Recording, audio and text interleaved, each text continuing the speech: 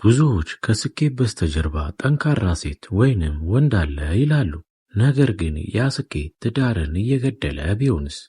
ወይስ ፍቅር ለስኬታችን እንቅፋት ነው? ብዙ ሰዎች ስኬትን የሚመዘግቡት ባንክ ውስጥ ባለ የብር ብዛት ነው። ነገር ግን በስራው ስኬት ከዓለም ጫፍ ደርሶ የሚጠብቀው ሰላም ከሌለ ስኬት ትርጉሙ ምንድን ነው? ስኬታማ ሰዎች የውጭ ገጽታቸው ያሸበረቀ፣ ስማቸው የገነነ፣ ነገር ግን ወደ ቤታቸው ሲንገባ የሚጠብቃቸው ባዶነትና የፈረሰ ፍቅር ሊሆን ይችላል። በሌላ በኩል ደግሞ በትዳርና በፍቅር ተጠምደው የራሳቸውን አቅም ሳያወጡ የቀሩ ብዙዎች አሉ። ዛሬ የምንጠይቀው ጥያቄ ሁለቱም ማሳካት ይቻላል ወይ የሚለውን ነው። ብዙ ጊዜ ሰዎች ወይ ስኬታማ ትሆናለህ ወይ ደግሞ ደስተኛ ትዳር ይኖራል ሲሉ እንሰማለን። እንዴት እንደሆነ በዝርዝር እንመለከታለን። እንኳን ወደ ጥበብ መንገድ ዩቱብ ቻናል በሰላም መጡ። ዛሬ የምንመለከተው ርዕስ የብዙዎች የቤት ስራ የሆነው ሚዛን ነው። ለቻናሉ ቤተሰብ ያልሆናችሁ ሰብስክራይብ እንድታደርጉና ለወዳጅ ዘመዶቻቸው እንዲደርስ ሼር እንድታደርጉ እየጠየቁ ወደ ቪዲዮ አመራለሁ። አልበርት አንስታይንም በዚህ ዙሪያ የተናገረውን ልንገራችሁ። ሕይወት ልክ እንደ ሳይክል ናት፣ ሚዛንን ለመጠበቅ መንቀሳቀስ አለብህ ይላል። በዚህ ቪዲዮ ውስጥ እንዴት የግል እድገታችንን ሳናቆም ለትዳራችን የሚሆን ጥራት ያለው ፍቅር መስጠት እንደምንችል እንመለከታለን። ስኬት ማለት ገንዘብ አይደለም። እንደዛ ስላችሁ ደግሞ ገንዘብ አያስፈልግም እያልኩ አይደለም። እውነተኛ ስኬት ማለት በሁለት የህይወት ዘርፍ ሚዛናዊ መሆን ማለት ነው። አልበርት አንስታይን እንዳለው ያለ ፍቅር የሚገኝ ስኬት ባዶ ቤት እንደመያዝ ነው ይላል። ይህንንም ያለበት ምክንያት የሰው ልጅ ማህበራዊ ፍጡር እንደመሆኑ መጠን የሚያጋራውና የሚያካፍለው ሰው ከሌለ ስኬት ጣዕም እንደሌለው ለማስገንዘብ ፈልጎ ነው። ብዙ ሰው ትዳሩ ሲገባ ራሱን መርሳትና እንደ መስዋዕትነት ይቆጥረዋል። ነገር ግን ራስን መጣር ትዳርን መግደል ነው። ማወቅ ያለብን ነገር ስራችን ማታ ላይ አቅፎን አይተኛም። ዝናችን በታመም ጊዜ ሻይ አፍልቶ አያቀርብልንም። ስለዚህ የግል ስኬታችሁን ስታሳድዱ ያን ስኬት የሚጋራችሁ ሰው ከሌላችሁ በመጨረሻው ብቸኝነት ነው የሚሆነው። በትዳሩ ስኬት ከሌለ እንደ አንድ የእግር ኳስ ቡድን ተመልከቱት። አጋራችሁ የእናንተ ተፎካካሪ ሳይሆኑ ከጀርባችሁ መሆን አለባቸው። ዊንተር ቸርችል እንዳለው በዓለም ላይ ትልቁ ስኬት ወደ ቤት ስትመለስ የሚጠብቅ አፍቃሪ ቤተሰብ መኖሩ ነው ይላል። ሁሌም ቢሆን በትዳራችን ውስጥ የግል ግብን ማጣት የለብንም። ትዳር ማለት ሁለት ሰዎች አንድ መሆናቸው ቢሆንም የየራሳቸው ማንነትና ህልም እንዳላቸው መዘንጋት የለብንም። ስለዚህ ለትዳር አጋራችሁ የራሳችሁን ህልምና መድረስ የምትፈልጉበትን ቦታ በመናገር የእናንተ ስኬት የትዳር አጋራችሁም ስኬት እንደሆነ እንዲሰማቸው ማድረግ አለባችሁ። ብልሆች በትዳር ውስጥ ቢሆኑም የራሳቸውን ማንነትና ዓላማ አይረሱም።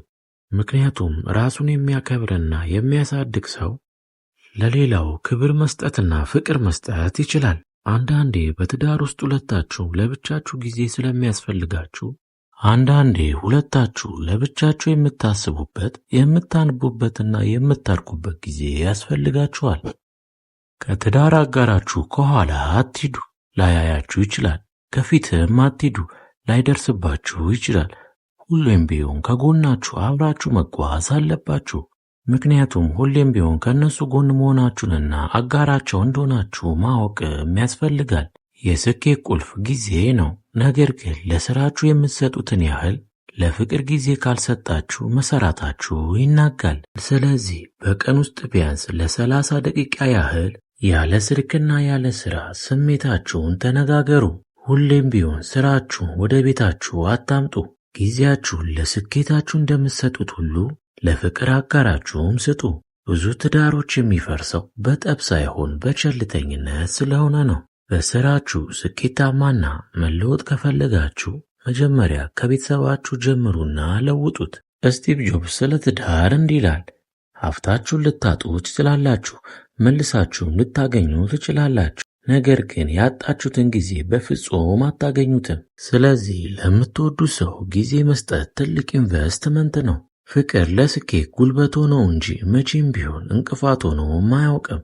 ትክክለኛ አጋራችሁን ካገኛችሁት ወደ ላይ እንድትወጡ ክንፍም ይሆንላችኋል። ሁሌም ቢሆን ለፍቅር አጋራችሁ ወይም ለትዳር አጋራችሁ ያልተከፋፈለ ትኩረት መስጠትም አለባችሁ። ስራ ቦታ ስትሆኑ ስራችሁን በብቃት ጨርሱ። ቤት ስትገቡ ደግሞ ስልካችሁን አጥፍታችሁ ወይንም ሳትነካኩ ለትዳር አጋራችሁ ጆሮአችሁንም ስጧቸው። ሌላው ደግሞ ምንም ቢሆን ስራ ቢበዛባችሁ በሳምንት አንድ ቀን ለሁለታችሁ ብቻ የሚሆን ጊዜ መድቡ። ምክንያቱም ጊዜ የህይወት ብቸኛዋና እውነተኛው ገንዘብ ነው። እንዴት እንደምታወጡ ተጠንቀቁ። በትዳር ውስጥ ግጭት የማይቀር ነው። ነገር ግን ግጭትን የምንፈታበት መንገድ ለሥራ ስኬታችን ትልቅ ትምህርትም ይሰጠናል። በትዳር ውስጥ የምትለማመዱት ትዕግስት በንግድ ሥራ ላይ ካላችሁ ከደንበኞቻችሁ ጋር እንድትግባቡም ይረዳችኋል። ሌላው ደግሞ መደማመጥ ሲሆን ራሳችሁን በትክክል ካልሰማችሁ ገበያውንም መስማት አትችሉም። ሮበርት ኩዊንም እንዳለው ደስተኛ ትዳር ማለት ሁለት ይቅር ባዮች ያሉበት ኅብረት ነው ይላል። በዓለም ላይ ታዋቂ ሰዎችና በትዳራቸውም በሥራቸውም ስኬታማ የሆኑ ሰዎች እንደ ምሳሌ ለመጥቀስ ያህል ባራክ ኦባማና ቢል ጌትን እናያቸዋለን። ከፊልም አክተሮችን እንኳን ብናይ ለምሳሌ ዴንዝል ዋሽንግተን ማያውቀው ሰው የለም። ከ40 ዓመታት በላይ ትዳሩንም ስኬቱንም አቆይቷል። ምስጢሩም የምናመልከውን አምላክ መፍራትና በትዳር ውስጥ መስራት እንደሆነም ይናገራል። ወደ ሀገራችን እንኳን ስንመጣ የሰንሻይን ባለቤትን አቶ ሳሙኤልን ማያውቃቸው ሰው የለም። እሳቸውም ቢሆኑ ትዳራቸውን ከ40 ዓመታት በላይ የመሩ ሲሆኑ ከስኬታቸው በፊት ካገኟቸው ሚስታቸው ጋር እስካሁንም እየኖሩ ነው። ስኬት መሰረት እንዲኖረው የሚጸልይልህና ክፉ ቀን አጠገብህ የሚቆይ አጋር መኖሩን እንደ ትልቅ ሀብት መቁጠርም አለባችሁ። ፍቅርና ስኬት ተቃራኒ አይደሉም። ፍቅር ለስኬት ብርታት ነው። ስኬት ደግሞ ለፍቅር ምቾት ነው። ዛሬውኑ ለፍቅር አጋራችሁ ወይም ለትዳር አጋራችሁ አመስጋኝነታችሁን ግለጹ። ስራችሁን ደግሞ በርትታችሁም ስሩ። ስኬት ማለት የምትፈልጉትን ነገር ማግኘት ማለት ነው። ደስታ ማለት ደግሞ ያገኛችሁትን መውደድ ነው። ውድ የጥበብ መንገድ ዩቲዩብ ቻናል ተከታታዮች፣ ስኬት ማለት በፎቅ ላይ ፎቅ መገንባት አይደለም። ስኬት ማለት የምትወዱትን ስራ እየሰራችሁ የምትወዱትን ሰው ከእናንተ ጋር በደስታ ሲኖር ማየት ነው። ዛሬውኑ መወሰንም ትችላላችሁ። ለትዳራችሁም ለስኬታችሁም እኩል ዋጋ ስጡ። ስኬት ማለት ለብቻችሁ ጫፍ ላይ መውጣት አይደለም። ስኬት ማለት የምትወዷቸውን ሰዎች ይዛችሁ ጫፍ ላይ መገኘት ነው። ትዳር ለስኬታችሁ፣ ስኬት ደግሞ ለትዳራችሁ ግብዓት ነው። ለዛሬ ትማሩበታላችሁ ብዬ የመጣሁት ሐሳብ ይህንን ይመስላል። ቤተሰብ ያልሆናችሁ ቻናሉን ሰብስክራይብ እንድታደርጉና ለወዳጅ ዘመዶቻችሁ እንዲደርስ ሼር እንድታደርጉ እየጠየቁ፣ ፍቅር ማለት ለሰው ልጅ ነፍስም ምግብም ነው። ስኬት ማለት ደግሞ ለሰው ልጅ አእምሮ እርካታ ነው። ሁለቱንም አጣጣማችሁ ከያዛችሁ የምድር ላይ ገነት እንደምትኖሩ ማወቅም አለባችሁ።